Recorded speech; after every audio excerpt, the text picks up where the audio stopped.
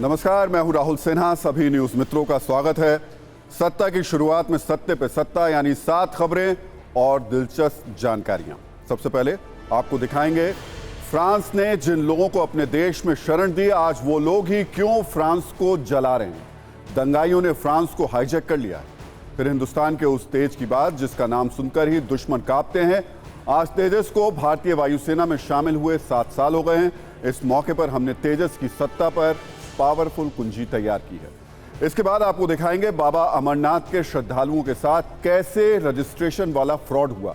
जिन्होंने दिल्ली से बुकिंग कराई, अमरनाथ यात्रा पर निकल गए, लेकिन अब बीच रास्ते में फंसे हुए हैं। आज प्रधानमंत्री नरेंद्र मोदी ने मध्य प्रदेश के शहडोल से विपक्ष पर बड़ा हमला बोला। पीएम ने आदिवासी समाज के लोगों को संबोधित करते हुए कहा कि झूठी गारंटी देने वालों से सावधान रहना। कांग्रेस की गारंटी का मतलब नियत में खोट और गरीबों पर चोट। पीएम ने राष्ट्रीय सिकल सेल एनीमिया उन्मूलन मिशन 2047 लॉन्च किया। संसद के मॉनसून सत्र की तारीख आ गई है। केंद्रीय संसदीय कार्य मंत्री प्रहलाद जोशी के मुताबिक संसद का मॉनसून सत्र 20 जुलाई से शुरू होगा और 11 अगस्त तक चलेगा। इस सत्र में कुल 17 बैठकें होंगी। सरकार ने विपक्ष से सहयोग की अपील भी की है।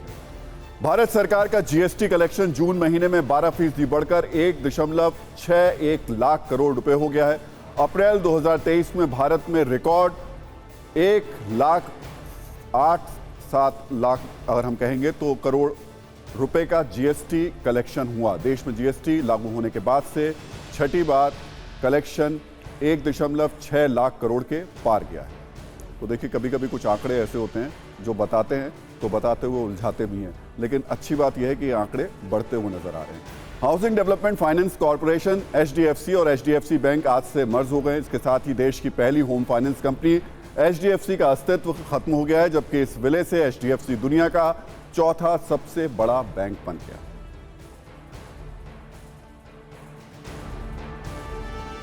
तो सत्ता की पहली कुंजी ज्वलनशील तस्वीरों से भरी हुई है। दुनिया के सबसे विकसित ताकतवर देशों में गिना जाने वाला फ्रांस पिछले 4 दिनों से जल रहा है और पूरी दुनिया वहां उन्मादी हो चुकी भीड़ की हिंसा को तमाशे की तरह देख रही है। एक एक सड़क, एक एक चौराहा, घर, बाजार, हर तरफ दहशत है कि न जाने क्या हो जाए।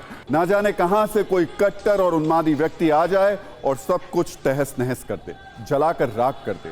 किसी लोकतंत्र में जब कट्टर और उन्मादी लोग सेंधमारी कर देते हैं तो दंगाइयों को शहर जलाने का फ्री कूपन मिल जाता है और समाज विरोधी तत्वों का दबदबा बढ़ता चला जाता है। फ्रांस में जो हिंसा हो रही है उसके कुछ कीवर्ड्स हैं, जैसे हत्यारी पुलिस, उन्मादी भीड़, मुस्लिम शरणार्थी समुदाय, कट्टरपंथियों का दबदबा, बेफिक्र इमैनुअल मैक्रो। इन सब की वर्ड्स को अगर हम डिकोड करने की कोशिश करें, क्योंकि ये इसलिए कोशिश है क्योंकि ये इस वक्त बेहद ज़रूरी भी है।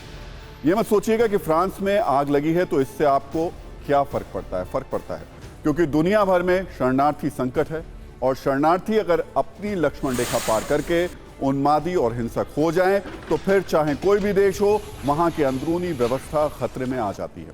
पिछले 4 दिनों से फ्रांस में गुस्से की आग लगी है। फ्रांस की राजधानी पेरिस समेत कई शहरों में ज़बरदस्त विरोध प्रदर्शन हो रहा है। दंगाई गली गली में घूम रहे हैं और सब कुछ तहस नहस कर रहे हैं। कहीं सरेआम सड़कों पर आगजनी की जा रही है, कहीं सरकारी इमारतों में तोड़फोड़ की जा रही है। ऐसा लग रहा है दंगाइयों ने पूरे फ्रांस को हाईजैक कर लिया है। आलम यह है कि फ्रांस के कई शहर पिछले 4 दिनों से जल रहे हैं। फ्रांस में 2000 से ज्यादा गाड़ियां जला दी गई हैं। 500 से ज्यादा इमारतों को नुकसान पहुंचाया गया है। 1000 से ज्यादा लोग गिरफ्तार किए गए हैं। 40,000 से ज्यादा पुलिसकर्मी तैनात किए गए हैं। हर गुजरते पल के साथ फ्रांस के हालात बद से बदतर होते जा रहे हैं। दंगाई बेकाबू होते जा रहे हैं और ऐसा लग रहा है कि कहीं पूरा देश ही हिंसा की गिरफ्त में ना आ जाए।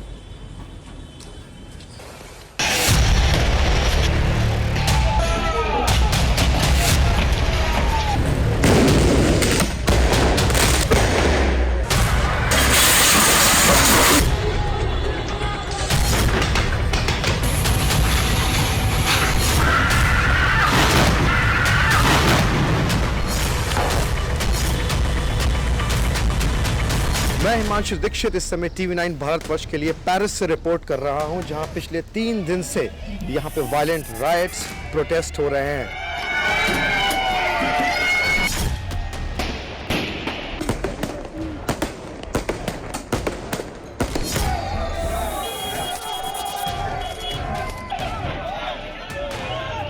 सत्ताईस तारीख की मॉर्निंग पे यहाँ पे एक युवक नाइल नाम का लड़का जो था वो गाड़ी चला रहा था। पुलिस वाले ने उसको रोका, उसके बाद उसने उस पर कंप्लाइन नहीं किया और पुलिस वाले ने उसको गोली मार दी।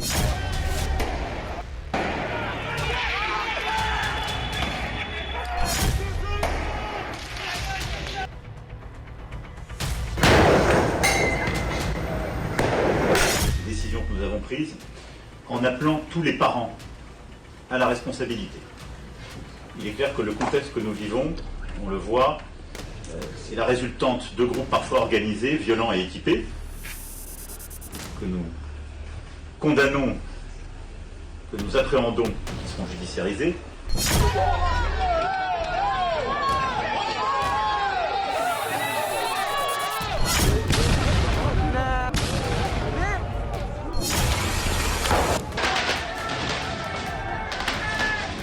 जो पूरा प्रोटेस्ट हो रहा है ये सिर्फ फ्रांस तक सीमित नहीं हो सकता है नेबरिंग बेल्जियम, जर्मनी तक भी जाए, क्योंकि जो ये सिस्टमैटिक रेसिज्म है वो सिर्फ फ्रांस तक सीमित नहीं है, ये इनफैक्ट अलग यूरोपियन देशों में भी है।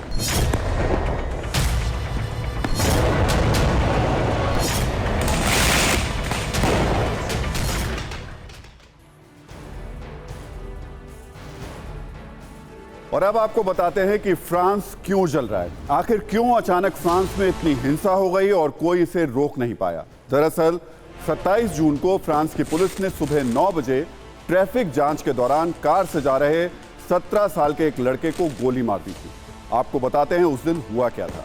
फ्रांस के नैन्तेरे में 2 पुलिस अफसरों ने एक कार को रोका। गाड़ी को 17 साल का युवक नाहेल चला रहा था। उसके साथ पुलिस की बहस हुई। उसने गाड़ी आगे दौड़ाई तो पुलिस ने नाहेल के सिर में गोली मार दी। नाहेल की कार तेजी से भागती हुई जो आगे जाकर के क्रैश भी हो गई और फिर नाहेल की मौके पर ही मौत हो गई।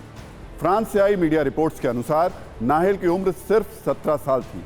उसके पास ड्राइविंग लाइसेंस नहीं था। पुलिस ने गाड़ी रोककर खिड़की से गोली मारी थी।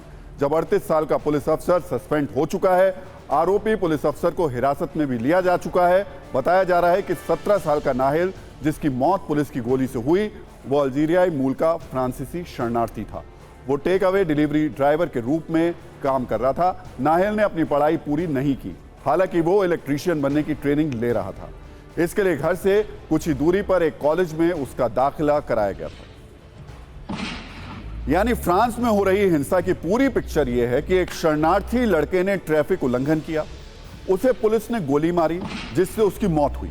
इससे शरणार्थी समुदाय नाराज हुआ और इस नाराजगी को गुस्से में बदला उसी समुदाय में मौजूद कुछ कट्टरपंथियों ने। लेकिन सवाल यह है कि पुलिसिया कार्रवाई का विरोध करने के लिए क्या पूरे शहर को आग लगाने की छूट दी जा सकती है? क्या कट्टर दंगाइयों को फ्रांस के शहर हाईजैक करने का फ्री पास दिया जा सकता है? वैसे कई लोग इसके लिए फ्रांस के कड़े कानून को भी जिम्मेदार बता रहे हैं। फ्रांस में ट्रैफिक उल्लंघन के दौरान जान से मारने की यह पहली घटना नहीं है।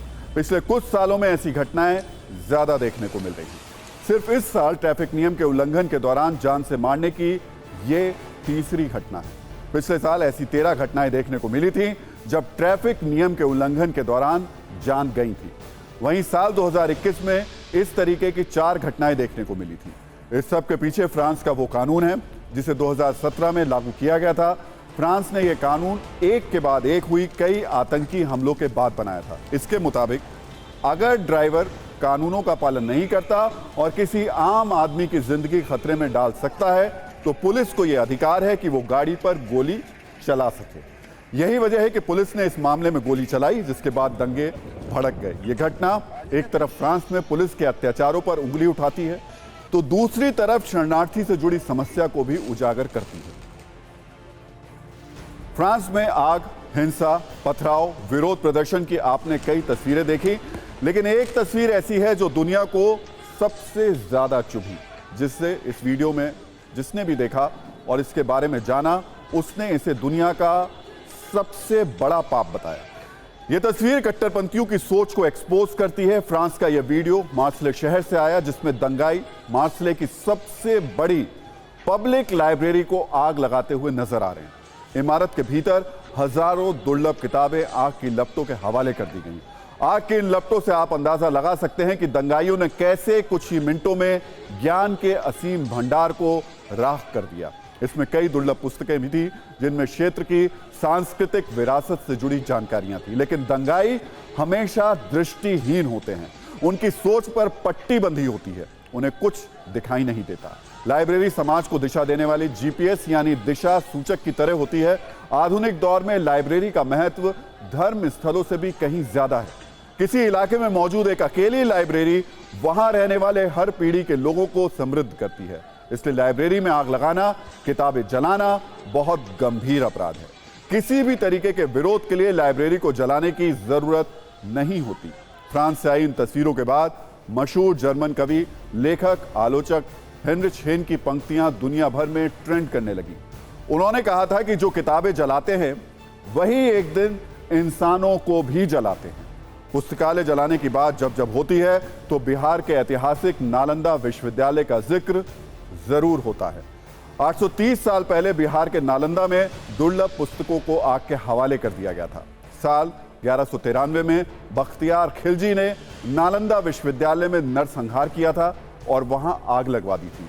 कई इतिहासकार ये बताते हैं कि विश्वविद्यालय में इतनी पुस्तकें थीं कि पूरे 3 महीने तक यहां के पुस्तकालय में आग धधकती रही थी। दावा किया जाता है कि उस दौरान 90 लाख पुस्तकें जलकर भारतीय ज्ञान परंपरा को मिटा देने की साजिश की गई थी। फ्रांस के मौजूदा हालात की एक और बड़ी वजह है शरणार्थी। सबसे हैरानी की बात यह है कि जो लोग शरणार्थी बनकर फ्रांस आए थे, जिन्होंने अपने लिए फ्रांस की सत्ता से रहने की जगह मांगी थी और फ्रांस ने दया भाव रखते हुए खुले दिल से उनका स्वागत किया था, वही आज फ्रांस को जला रहे हैं। शरणार्थियों की संख्या फ्रांस सहित तमाम यूरोपीय देशों में तेजी से बढ़ रही है। हालात यह है कि लड़ाई पुलिस बनाम शरणार्थी की हो गई है, जिसका अंजाम पिछले 4 दिनों से आप फ्रांस के अलग अलग शहरों से देख रही तस्वीरों में आप समझ रहे हैं। खासतौर पर मुस्लिम शरणार्थियों की बढ़ती संख्या वाला टेंशन पूरे यूरोप का है।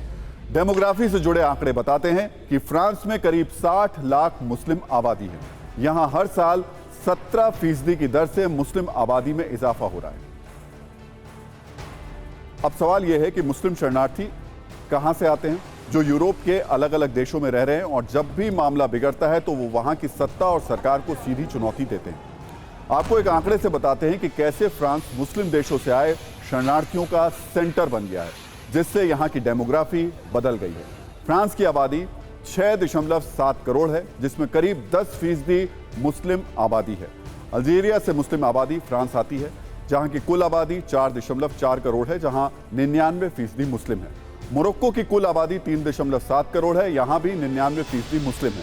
ट्यूनीशिया की कुल आबादी 1.2 करोड़ है, जहां 99% मुस्लिम है। ये वो देश हैं जहां से मुस्लिम शरणार्थी फ्रांस आते हैं। यूरोप के दूसरे देशों की कहानी भी कुछ ऐसी ही है। आपको बता दें, जर्मनी में विशेषज्ञों के एक समूह ने एक रिसर्च की और उसके आधार पर एक रिपोर्ट जारी की, जिसमें बताया गया कि जर्मनी की जनता में यहां रहने वाले 55 लाख मुसलमानों को लेकर भारी गुस्सा है। यूरोप के दूसरे देशों में डेमोग्राफी में बदलाव से जुड़े कारणों से मुस्लिमों के खिलाफ नफरत बढ़ने लगी है। यह समस्या सिर्फ फ्रांस की नहीं है, बल्कि पूरे यूरोप की है। मिडिल ईस्ट और अफ्रीकी देशों से बड़ी संख्या में लोग यहां आते हैं। अलग अलग देशों से पलायन करके मुस्लिम शरणार्थी यहां पहुंचते हैं। एक रिपोर्ट के मुताबिक 2010 से 2016 के बीच 25 लाख लोग यूरोप पहुंचे, जबकि सिर्फ 13 लाख लोगों को शरणार्थी के रूप में रहने की इजाजत है। अभी यूरोप में करीब 5% मुस्लिम आबादी है।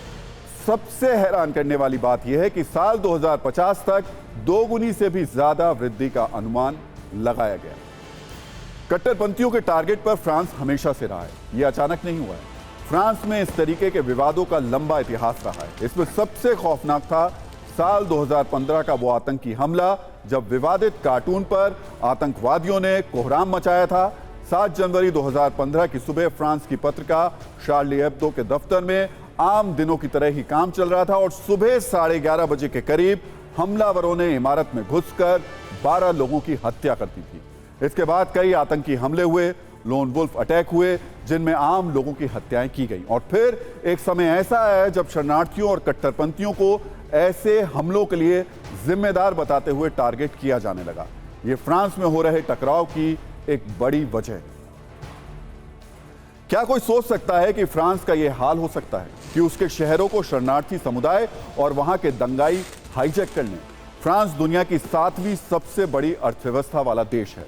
फ्रांस का मिलिट्री बजट पूरी दुनिया में 6ठे नंबर पर है। दुनिया के सिर्फ 5 देश संयुक्त राष्ट्र सुरक्षा परिषद के स्थायी मेंबर हैं। फ्रांस इन 5 देशों में से एक है जिसके पास वीटो पावर है। सिर्फ इतना ही नहीं, फ्रांस यूरोपीय यूनियन और नेटो का लीडिंग मेंबर है। दुनिया में कला और संस्कृति का बड़ा केंद्र फ्रांस को माना जाता है। फिल्म, संगीत और फैशन की दुनिया में भी फ्रांस का बड़ा हस्तक्षेप है। दुनिया के सबसे कीमती ब्रांड्स फ्रांस में ही हैं, जिनकी ग्रैंड वैल्यू 20 लाख करोड़ रुपए से भी ज्यादा है। ये सारी बातें बताती हैं कि विश्व कूटनीति में फ्रांस का कितना बड़ा स्थान है। सोचिए उस फ्रांस में पिछले 4 दिनों से क्या हो रहा है। आप देखिए, ऐसे देश को अगर दंगाई और शरणार्थी हाईजैक कर ले तो क्या होता है। इसका ज्वलंत उदाहरण आपके सामने। जलते फ्रांस की तस्वीरों को देखते हुए आज उन लोगों से भी सवाल पूछा जा रहा है जो मुस्लिम अधिकारों के नाम पर एजेंडा चलाते हैं, जो धर्म का चश्मा पहनकर भारत के खिलाफ प्रोपेगेंडा करते हैं। आज फ्रांस की इन तस्वीरों को देखकर उनके शरणार्थियों के मानवाधिकारों की बात करने वाली जुबान पर ताला लग चुका है।